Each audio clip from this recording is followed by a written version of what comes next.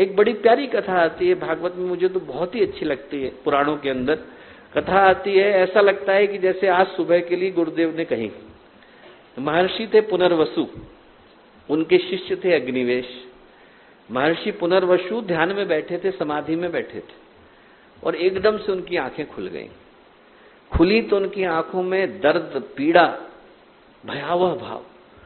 अग्निवेश के हृदय में बड़ा कष्ट हुआ, मेरे गुरु की ऐसी स्थिति क्यों है। उन्होंने अपने गुरु से पूछा कि क्या हुआ। बोले, मैं कलयुग के चरम को देख रहा हूं अग्निवेश, और मैंने देखा कि बड़ा महाविनाश होने वाला है। क्यों? बोले, आदि व्याधि शतग्रस्ता, आदि व्याधि से करोड़ों लोग ग्रस्त हो चुके हैं। निरस्त ज्ञान चक्षुषु, उनके जो ज्ञान के चक्षु हैं वो खत्म हो गए।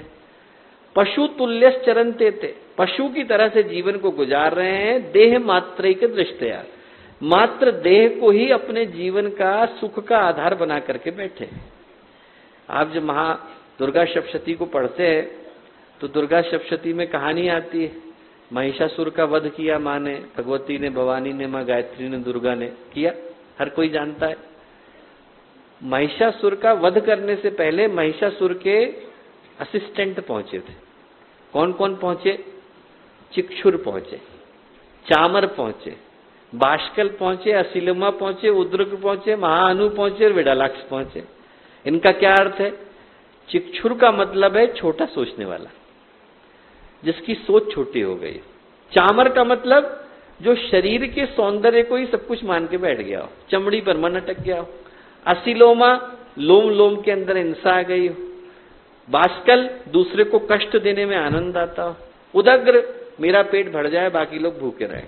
महाहनु, जो मिल जाएगा वो खा लेंगे, अच्छा खाएंगे बुरा खाएंगे फर्क नहीं। और विडालाक्ष, जिसकी बिल्ली की तरह से आंखें। बिल्ली क्या करती है? बस आपकी क्षण भर के लिए दृष्टि हटेगी, दूध का प्याला लेकर के भागेगी। वैसे ही हो गया। आज के समय में लोगों के इतने बढ़िया बढ़िया संस्कृत वाले नाम नहीं है, पर उद्देश्य तो यही हो गया। आदमी का जीवन ऐसे ही हो गया। तो ये देख करके बड़ा कष्ट हुआ पुनर्वसु को। अनेक चित्र विभ्रांता, अनेकों लोग इसी तरह के दिखाई पड़ रहे हैं। ऐसा 1.5 पेज तक वो बोले, पर जो अंतिम लाइन है वो कितनी काम की है। अग्निवेश ने पूछा कि गुरुदेव इसका कारण क्या है? क्या है? ये सब लोग परेशान हैं, सब जिंदगी आदमी की नष्ट हो रही है, शरीर के कष्ट हैं, मन के कष्ट हैं, क्यों है? ये कलयुग चरम पर क्यों पहुंच गया है? तो पुनर्वसु बोले, प्रज्ञापराधम मूलम सर्व रोगाणाम। सारे रोगों के मूल में एक ही अपराध है, प्रज्ञा का अपराध। व्यक्ति की प्रज्ञा भ्रष्ट हो गई। व्यक्ति ये भूल गया है कि मेरे जीवन का मूल उद्देश्य क्या है, क्यों मिला मनुष्य का जीवन। और आज उसी का कारण तो है कि पीड़ा है, पतन है, परेशानी है, प्रवाह में आ गए, फैशन में आ गए। बाहर के सुख को पाने के लिए व्यक्ति भीतर की काली को आभूषण समझ करके बैठ जाता है। बाहर मिल जाए, अंदर से मेरा व्यक्तित्व तो कहीं पर भी चले जाए। मन में शांति नहीं है। हर व्यक्ति के दिल में ये आ गया कि मुझे अभी चाहिए, इसी वक्त चाहिए, किसी कीमत पे चाहिए, दूसरे का गला घोंट के चाहिए, मेरा स्वार्थ पूरा होना चाहिए।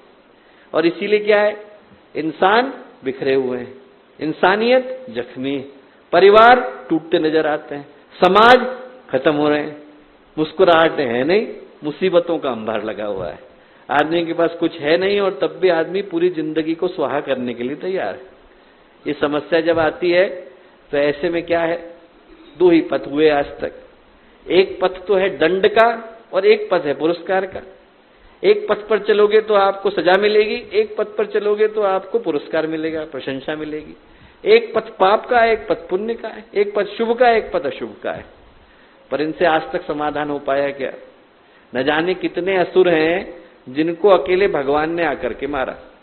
रावण को तो मारा ही मारा, खरदूषण को मारा ही मारा, शूर्पणखा को तो मारा ही मारा, अकासुर को, बघासुर को, पूतना को, कालिया नाग को भगवान कृष्ण ने आकर के मारा। दुर्गा सप्तशती में पढ़े तो मधुकैटभ को मारा, महिषासुर को मारा, बाकियों के नाम मैं गिना चुका हूं, चंडमुंड को मारा, शुंभ निशुंभ को मारा, धूम्रलोचन को मारा, रक्त बीज को मारा। इतने को तो अकेली माँ दुर्गा ने आकर दुर्गा सप्तशती के अंदर मारा। उससे दुष्ट होने बंद हो गए क्या? नहीं, क्योंकि भय अकेला समाधान नहीं। भय के डर से आदमी अपराध करना बंद नहीं करता है, और पुरस्कार की दृष्टि से हर कोई सत्पथ पर नहीं जाता है। क्या है समाधान?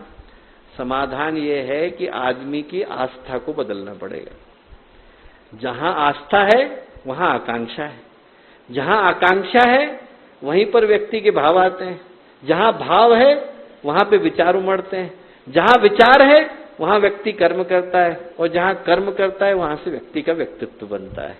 यदि हाथी पागल हो गया है तो आप पालतू हाथी के माध्यम से उसको लेकर के आते हैं। लोहे को लोहा काटता है, कांटे को कांटा निकालता है, गड्ढे में गिरे व्यक्ति को निकालने के लिए गड्ढे में उतरना पड़ता है।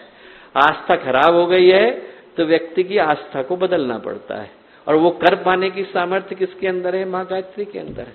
दो ही तो समस्याएं, दुष्टता है और भ्रष्टता है। दुष्टता को दूर करने के लिए तो भगवान जो है वो वाराह के रूप में अपने दांतों को लेकर के आ जाते हैं। भगवान जो है नृसिंह के रूप में अपने नखों को लेकर के आ जाते हैं। उसी को देख करके भगवान राम का धनुष तन जाता है और भगवान शिव का त्रिशूल उठ जाता है। उसी को देख करके भगवान कृष्ण का सुदर्शन चक्र चल जाता है और परशुराम जी का फरसा उठ जाता है। उससे दुष्टता का अंत हो सकता है, भ्रष्टता का नहीं हो पाता।